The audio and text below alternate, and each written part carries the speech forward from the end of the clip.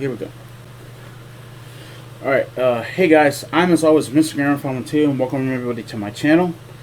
And tonight, tonight we're going to talk about, welcome to another edition of Back in Time, and we're going to talk about one of my favorite movies growing up when I was a kid. This was the 1996 comedy drama, the movie Jack. Now this movie was directed by an asshole, Francis Ford Coppola. I'll tell you why he's an asshole.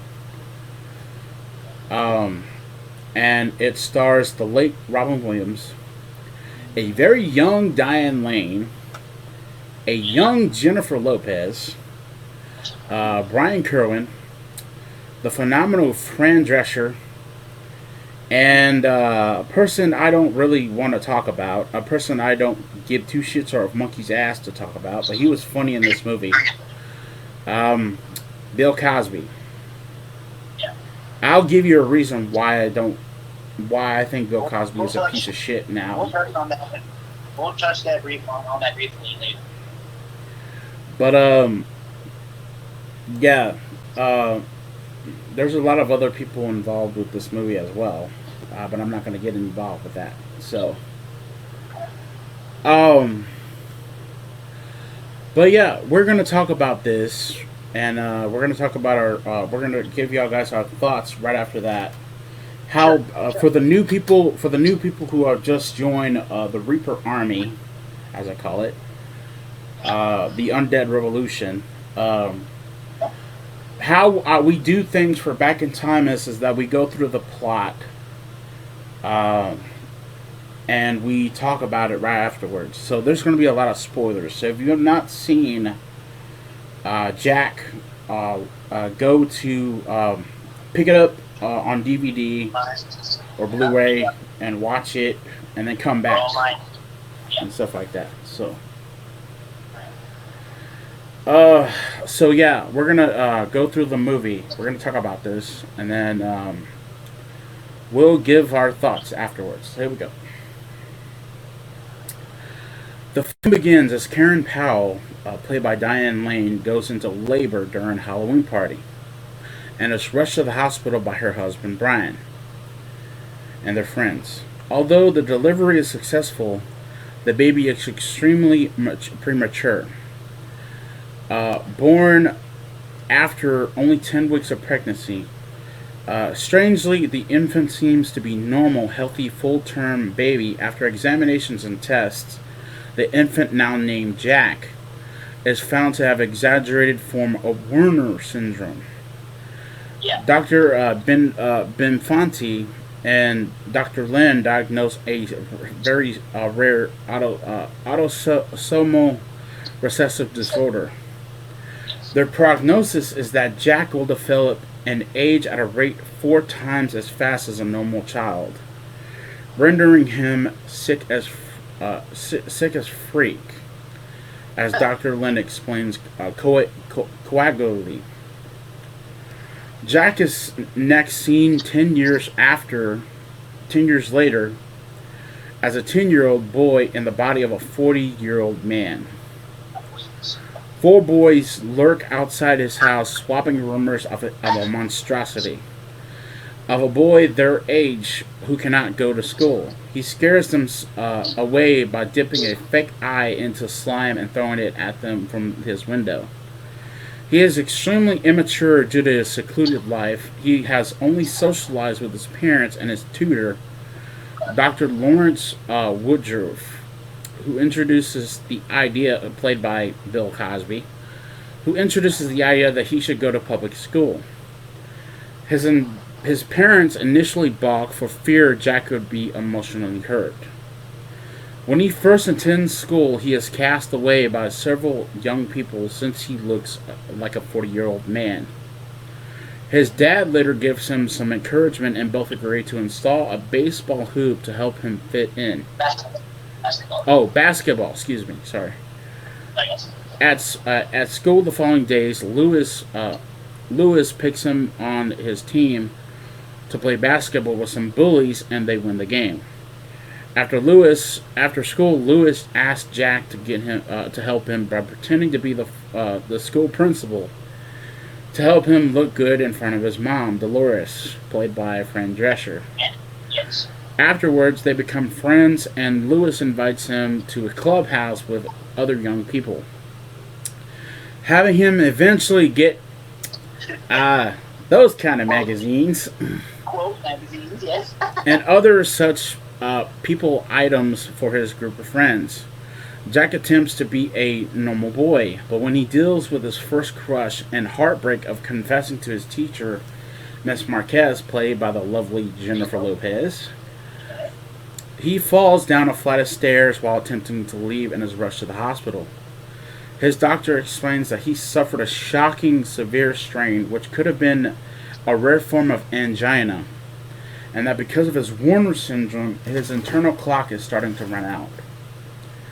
Realizing the danger it might entail for his health, his parents decide to withdraw him from school, which upsets him. He sneaks out of the house and goes to a bar, where he gets drunk and befriends a man named Paulie, played by Michael McKean, and tries to hit on Dolores. However, he gets into a fight with a bully and both are arrested. Dolores bails Jack out and comforts Jack after dropping him off at home. Upon returning home, he locks himself in his room and doesn't go out for weeks.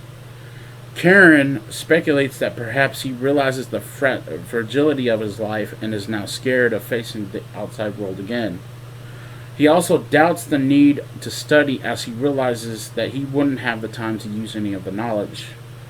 Meanwhile, his friends continue coming to his house, hoping that he would come out and play, but he refuses. Finally, Lewis has an idea. He brings the entire class over as they take turns yelling, "Can Jack come out and play?"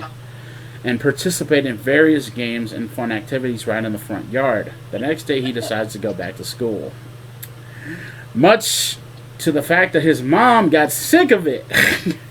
I know. Oh, that was the funniest. I got to tell my mind about that part.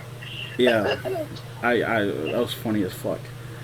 7 years later, an elderly-looking Jack and his 4 best friends are at their high school graduation. He delivers the valedictorian's speech, in which he reminds his classmates that life is short and urges them to make your life spectacular. Sorry, guys. Got a little emotional there. Sorry. Because that speech that he makes is one of my favorite fucking speeches. It's the heartstring. It really does. Yeah, he urges them to make your life spectacular as the 5 of them drive off into the future, and thus ending Jack. Yes. And I wanted to. I've never done this before on an episode of Back in Time, but I wanted to read that poem. I wanted to read that speech. Did you find it?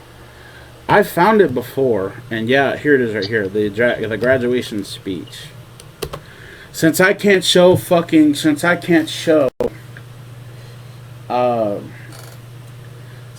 really show the fucking scene from the movie itself, but I'm gonna read it just for shits and giggles. Okay, so I hope I don't fucking start crying because this. Yeah, just try. If anything, I have it with me here, so I'll finish it.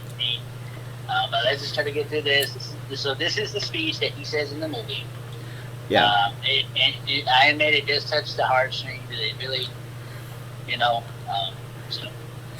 Yeah. So here, this is what he said. I don't have very much time these days, so I'll make it quick, like my life. As we come to the end of this phase of our life, we find ourselves trying to remember the good times and trying to forget the bad. We find ourselves thinking about the future. We start to worry, thinking, what am I going to do? Where am I going to be in 10 years? But I say to you, hey, look at me. please don't worry so much, because in the end, none of us have very long on this earth.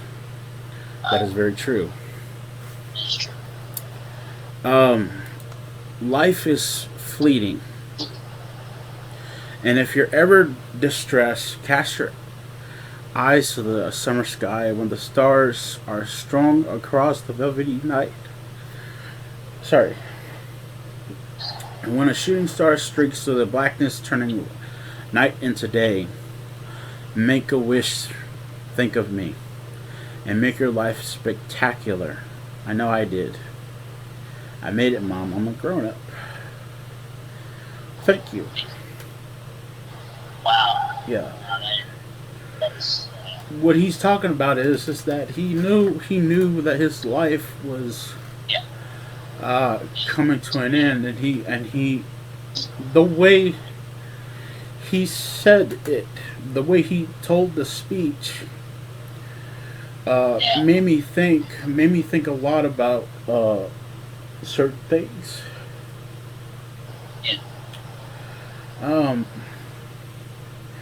Yeah, I cry a lot. I cry a lot every time I think about this, because I always remember what I always remember. Robin Williams is not here with us anymore. unfortunately, he has passed away. Yeah, he passed away back in August of 2014. Yes. And he was a. This made me think about my own life, about the trials and tribulations of life itself. Yeah. And I miss Robin a lot, and yeah, this speech is one of my favorite speeches. That along with the speech from Independence Day. Oh, that's not a good one. Yeah. I love this speech. I wish I could show you guys the clip, but because of YouTube's stupid ass fucking copyright bullshit, I can't. At least we read it. You guys get the idea. But you should. I'll probably link the speech, the video of the speech, in the description down below. Yeah, So that way y'all can watch it yourselves, because it's very, very heartwarming. It gets to the point. It gets very down to the point, and yeah. I loved Robin, and I wish that he was still around to make us laugh again and all that stuff. And that's what he was known for. You know, he brought, when even if you were down, he brought a smile to your face. That's what Robin was about. Yeah, and also also a couple of other people. Also another person. I don't know if. I think it was just Robin that passed away from this movie. I don't know who else. No, one of the doctors, the guy that played Dr. Ben Thompson, it was Alan Rich. He passed away actually last year, August of last year. He played one of the doctors that diagnosed Robin Williams' character with that Warner syndrome. Yeah.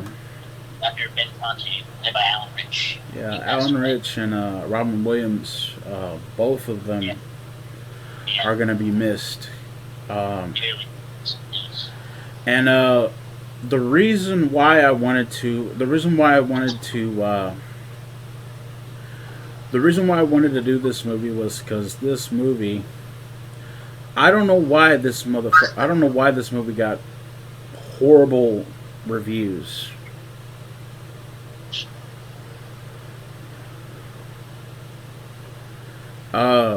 This was very good. To say that I hate Francis Ford Coppola is a fucking understatement. The reason why I hate Francis Ford Coppola is because of what he said. It's because of what he said about Stan Lee and Marvel. He was talking shit. He was saying that Francis Ford Coppola is a piece of shit and asshole. So is Martin Scorsese, because both of them were saying that Marvel is not cinema. Yes, it fucking is. Yes, it is. Marvel films are not cinema. That's what they were saying. Oh yeah, well we know it is. So It is. they're full of shit when they say that Marvel is not cinema at all. That's bullshit. Where's the proof? It's bad, man. Even Bill Maher, I fucking hate that motherfucker too. He's a fucking prick for saying that Marvel is trash and all this other stuff. Marvel's not trash. Marvel will never be trash. No, no. But I do gotta give Coppola this. I gotta give Coppola credit because not to mention he gave us not just this fucking movie he gave us, but he also gave us the Godfather trilogy. Yes. Classics. The Godfather Part 1 and 2, and his daughter was the one that directed the third one. Gotcha. But he still has his name on the Godfather trilogy. Well, of course. Not to mention that he also besides the Godfather trilogy, he also taught. I have also on this segment on my channel, on Back in Time, I have also talked about Dracula. Oh, yeah. The Dracula film that he did with Gary Oldman. Yes. And Anthony Hopkins. That was also a good movie too. Yes. So how I feel about how I feel about Francis Ford Coppola, I gotta give him this credit. Jack was a good fucking movie. It was. No matter how I feel about Coppola's talking shit about Marvel, this movie was one of my favorite movies growing up. It was one of my favorite movies, and there was a kid. In this movie. If you remember, there was a kid who had glasses on, if I remember correctly. He was one of the kids that played. He was one of the kids from the movie Little Giants, and we'll talk about Little Giants very soon on Back in Time. Yeah, I give Francis Ford Coppola this one credit. Is that this movie was really good. I love this movie. That speech still gets me every fucking time I watch this movie. Yeah, speeches. And I give this movie, I think me and Knight would agree, this movie deserves 10 out of 10. Straight up. Fuck what the critics said about this goddamn movie. I don't give a fuck what the critics had to say about this movie. I do not give two shits or a monkey's ass what the fuck these motherfuckers said about this movie. Yeah. I love Jack. Jack was one of my favorite movies when I was a kid. It still is now that I'm 33 years old. And I loved it. Well, actually 32, I think. I think I'm 32 right now. I think. No. Wait. No, you just turned 33 this year, didn't you? Yeah, I think so. He's 30. The same age. Let me see real quick. November. Yeah, I think so. Let me see real quick. I'm gonna take a look at this real quick. 2021. Yeah, I'm 33 now. Okay. That's fine. Yeah, because I have forgotten about that. Sorry, guys. Getting like we're tired. Sorry. Yeah, it's getting late anyway. But yeah, I give this movie 10 out of 10. This movie was really good. I like it a lot. Another reason why there's another fucking person I hated that was in this movie. I liked him in the movie. Don't get me wrong. Yeah. But I hate him in fucking real life, and that's Bill Cosby. Oh yeah. Number one, Bill Cosby is an asshole. And he is and when I was talking about in my reviews for Space Jam: A New Legacy, you want to talk about rapists? He's a fucking rapist. Especially after what we learned, especially from what we learned, all these women came out against him. Don't get me wrong. Don't get me wrong. Bill Cosby is a good comedian, and not to mention he's a good fucking actor and stuff like that. But when it comes to that, but when it comes to what he did, that crosses a fucking line with me. So, yeah, don't get me wrong. I love Bill Cosby, even though he is an asshole. And even Richard Pryor and Eddie Murphy has said that he's an asshole. And not to mention he's a fucking rapist too. He's still he was a good person in this movie. I still liked him in this movie. But yeah, what did you think about Jack, man? I thought it was a good movie. Now, excuse me. I remember back when we had Blockbuster, we had places you could go and move it before Netflix. I did that movie all the time because I just really loved it. One, of course, for the comedy was really funny, but then there was also the sad parts. Mm-hmm. But this is one of my favorite horror movies. Of course, besides Mrs. Doubtfire was another one of my favorites. Of course, it was the genie in Aladdin. Yeah. But this, out of the movies that I ever watched, Jack would have to be my most favorite because, I can relate to Jack, because he had this condition where he would age faster than normal. Yeah. And of course, I understand the parents didn't know that he get bullied at school. And I know it's hard to be bullied, and my friend here is how it was like to be bullied. So I kind of put myself in Jack's shoes. In the end, everybody ends up liking him.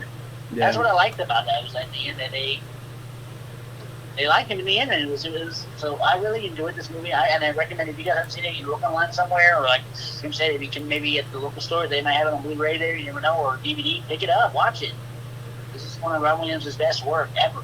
And I will have to watch it again. It's been a long time since I've seen it, and I plan to watch it again.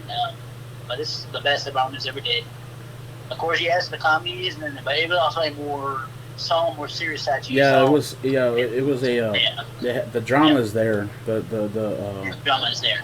So yeah, good movie, and yeah. So yeah, I thought it was great. Like, I agree with Rob. 10 out of 10, straight up. And, yeah, great movie. Yeah. So let us know what you guys think about Jack. Did you like it? Did you think it's? Did you